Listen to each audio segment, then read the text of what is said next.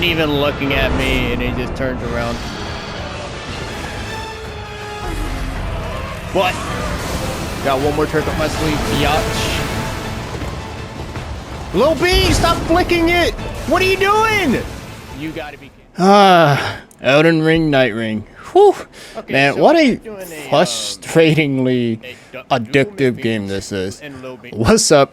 RageRaven5278 here, and welcome back to another Let's Chat video. A series that I don't really regularly update, but hey, anytime I just want to sit back and relax, just chill out and just talk about something, you know, there'll be another video on this playlist that's been going on since I started the channel. But anyways, today we are going to be talking about Elden Ring Nightreign because I did a checking out video on this game already, and after playing more of it, I just feel like I have so much more to say about this game than I originally thought. Now, I will admit, I was pretty hypocritical when I first heard about this game, because as long as I've been playing the Soulsborne games, I've always wanted some form of multiplayer Soulsborne experience, and Elden Ring would have been the perfect fit.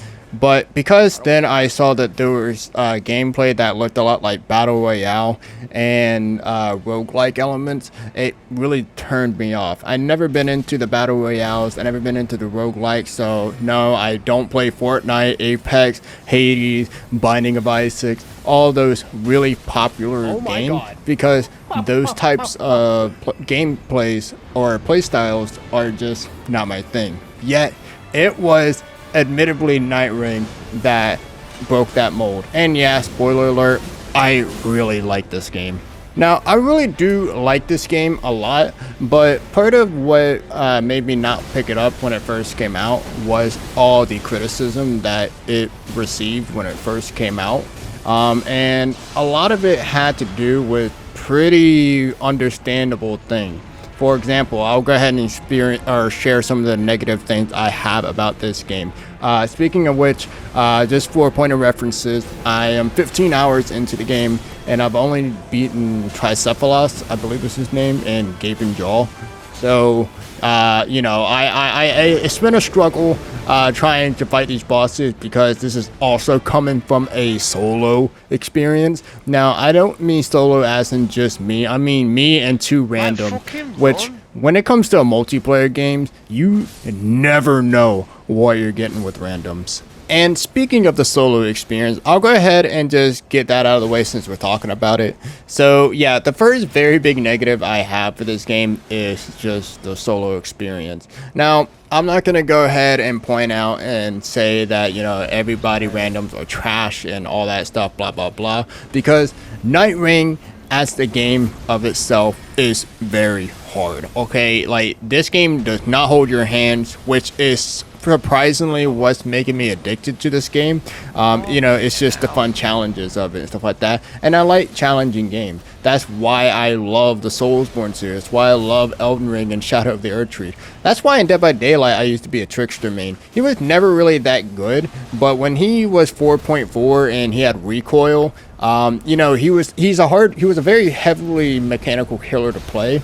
And now, to be honest, since they took that off and made him 4.6, he doesn't feel as skillful. And funnily enough, Trickster feels a lot easier to play, but doesn't feel any stronger. I don't know how they managed to do that, but it's impressive. But anyways, going back to Nightreign and the solo experience. So my main issue with playing by yourself with random is the lack of communication there is in this game. The only form of communication you have in Nightreign is a pinging system. Now, this system you can use to basically ping a location on the map to kind of point to people, you know, like where you're going and stuff like that. And if you're like me, playing with two randoms, I just follow whoever says whatever, you know, stuff like that. So it's a lot better that there's two people working together than everybody spreading out and dying and stuff like that. And you can also ping items for other players that you think that might benefit them, and it's pretty good, but that is it. It's not like in Helldivers where you have a wheel of pre-made, you know, things to say, you know, like sorry or look over here or follow me or something like that. No, there's nothing to it, and there's no voice chat in this game. Now, I'm not going to lie. Even if it did have voice chat in this game, I wouldn't be that guy who just speaks into the mic to two other people who are probably in Discord or in the party chat or just not using their mic at all. But having that one guy to give us the option to be that one guy that can point out things to other people would make a world of difference. Because as you guys saw in the beginning of the video, I had a resurrection stone, which is the only time I've ever had my 15 hours of playing this game.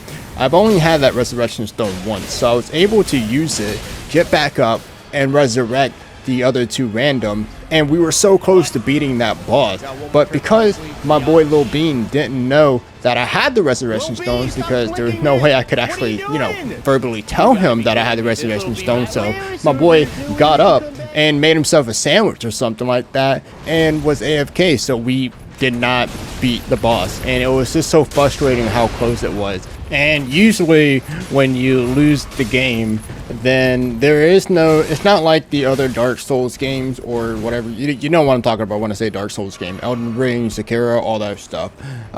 It's not like the other games where if you die, you go back maybe like and do like a 30-second walk or whatever past all the enemies just to get back to the boss. In this game, if you lose anywhere, that's it, you're done. If you spend, you know, half an hour to 40 minutes to get to the Night Lord and you die, you lose all of that progress. And if you want to fight the Night Lord again, you gotta go back and restart, do day 1, do day 2, and then go into day 3. And it's just, it's really punishing for, especially for like solo people who don't have friends or anything like that, like me, to you know, do that. And so yeah, it just really sucks. Okay, the solo experience just sucks, and this is something that can just easily be fixed, but that could also go into my other thing that could be fixed that really grinds my gears, and that is that there is no crossplay in this game. Now, I don't know how we're in the year of our Lord and Savior 2025, and there are some games out there that chooses not to implement crossplay. I don't know if FromSoft is just scared that PC players are somewhat going to have an advantage over console players, but I mean, I'm going to be honest with you guys, if some dude can beat Dark Souls with Donkey Kong Bongo Drum, I wouldn't call that an advantage, I would call that crazy, you know?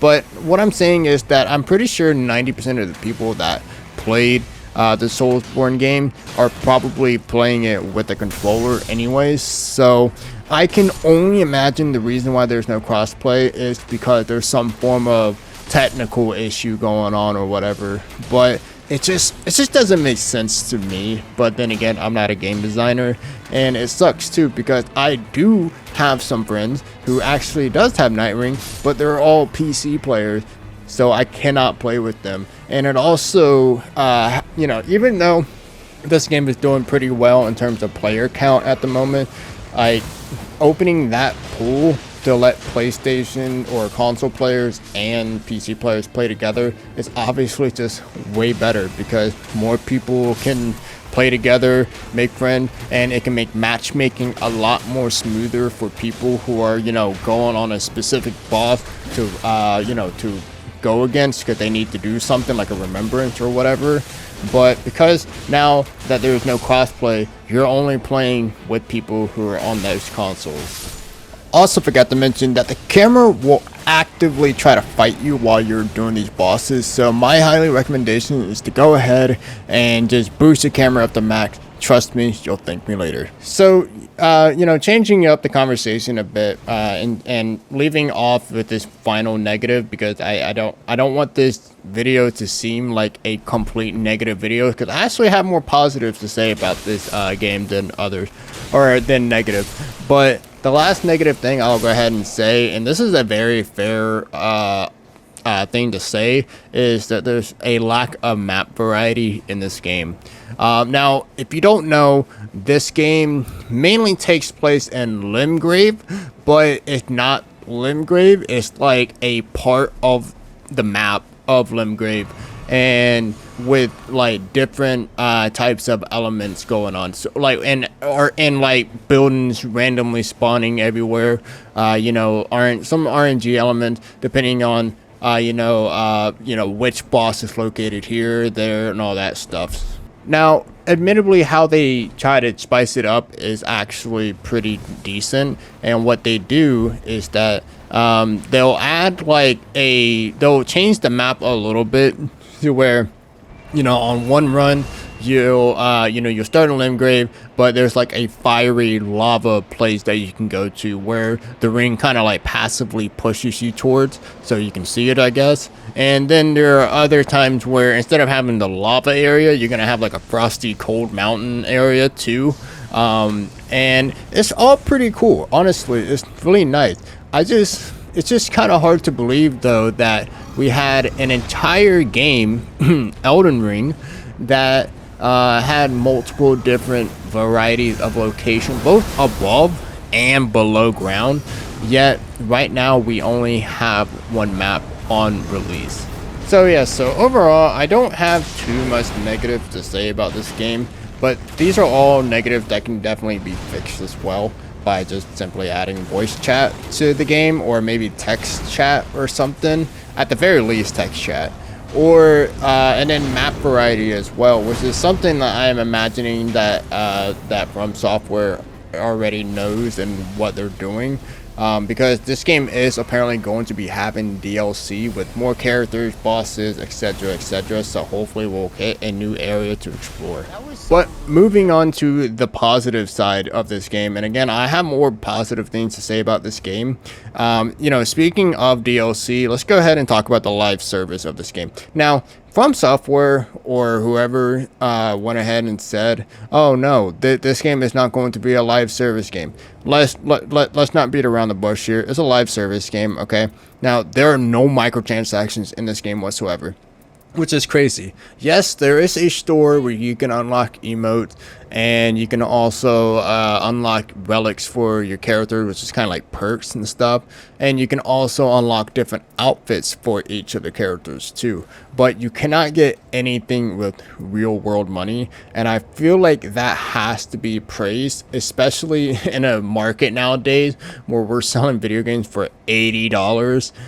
This game also is only $40, which is super crazy. Plus, you don't have to get the deluxe edition and then you're gonna miss out on everything. I believe if you got the base edition but you want to upgrade to the deluxe edition and get the digital art book and also like a little pass or something to play the DLCs, then it's like $15 and you can upgrade that whenever you want.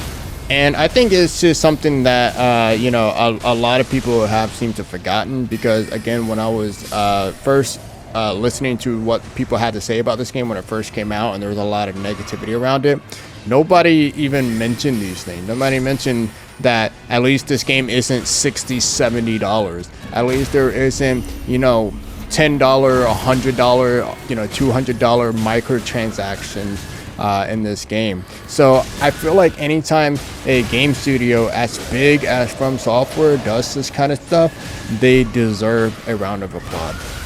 And moving on to the more gameplay side of it too, I have to say, obviously, one of my biggest positives for this game are the bosses. So I've already said before, this game is hard, and that's obviously because of the bosses themselves.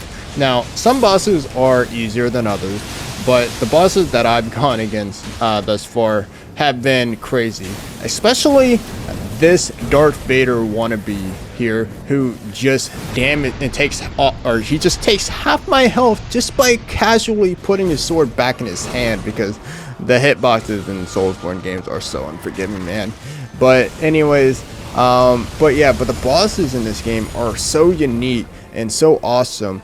And I don't know if the Night Lords are brand new, or if they're from, the Elden Ring game. I mean, I can't remember seeing any of them in the Elden Ring game, but the Night Lords themselves are very fun. The only problem with them though is that the arena is so big and they move everywhere that it's a lot more challenging for melee characters to actually run up to them and smack their angles and then dodge roll, because the bosses will keep flying around everywhere. There's even a boss that actually flies more than it goes on the ground.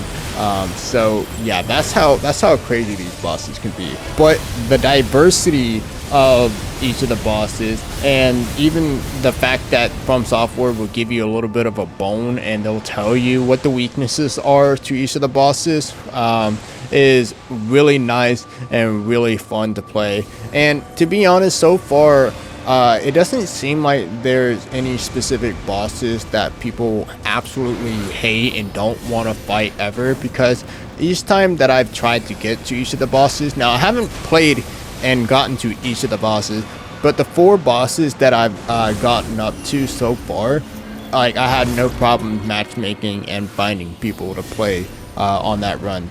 So yeah, overall, I got nothing negative to really say about any of the bosses. But then again, I've only beaten 2 of the Night Lords. And yeah, I should also mention though that some of the bosses are actually from other games, which is cool. Like the Nameless King from Dark Souls 3 is such a fantastic addition, and it's to me it belongs in this game. Okay, I don't know how out of place it might seem to super hardcore Elden Ring lore nerds out there, but to me it fits just fine. Now, another very big positive I have for the game are the classes. These classes in the game are so diverse and so well put together that I just have to mention that the fact that this is a live service game, quote unquote, or multiplayer focused game, let's just say that, and they have quote unquote operators, like Siege and Call of Duty and stuff like that. These characters are the most interesting and the most diverse I have ever seen in a multiplayer focused game, because you know that each of the characters have their own identity. Like, you talk about Recluse, she's a mage, and you want to focus on having damage output, spells, anything that increases your FP game and stuff like that. You talk about Guardian, he's the eagle dude with the big shield who can who has an ultimate that resurrects people, and he has really good guarding to where I think he can block basically 95% of attacks that comes in this game from all of the enemy. You have so many, or you start off with 8, or you start off with 6 classes actually, and you have to unlock Duchess and Revenant, who are both unique as well. And I can go down the list and just explain them all, but this is just make this video way longer than it already is. And and I don't need to, because if you're just starting into the game and stuff like that, we'll be here for about 5 hours, and I really don't want to do that.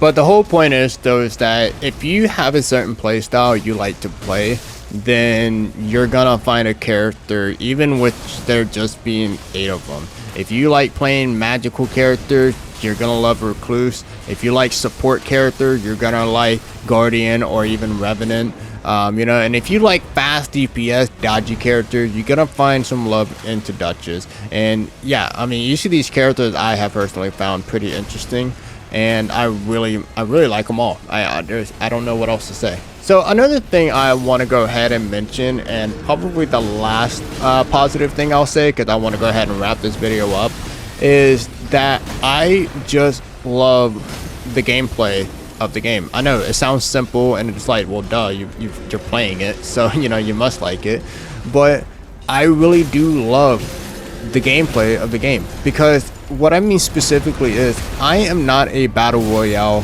or a roguelike guy. I don't know if I've already said that in this video or not, because I'm taking clips while saying stuff. But yeah, I'm not into multiplayer focused game. I love single player game. I grew up playing Call of Duty games for the single player. Okay, I grew up playing the Gears of War games for the single player. And I know that sounds like I'm in the minority here, but that's what I live to play. I mainly am a single player focused guy. I never got into Battle Royale games. I never got into Apex Legends, Fortnite. I never got into roguelike games like Hades and Binding of Isaac. I played them and I was like, yeah, they're good, but they're just not for me.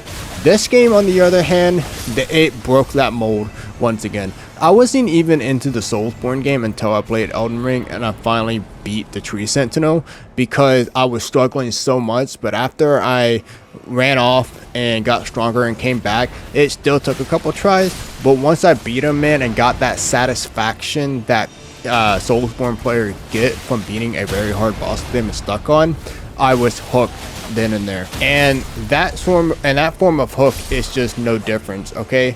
The looting aspect could be a little bit better because you're only really looting for weapons and talisman. And plus, if you're looking to have a specific build, like you want to go all electrical shock build, or you want to go a complete, bleeding build and stuff like that, you're really going to be relying more on the RNG aspect of being able to find that weapon than there is being able to, pick and choose what you want to go with. But that's the fun of it. I like the randomness of this game because it feels unique and different after each run.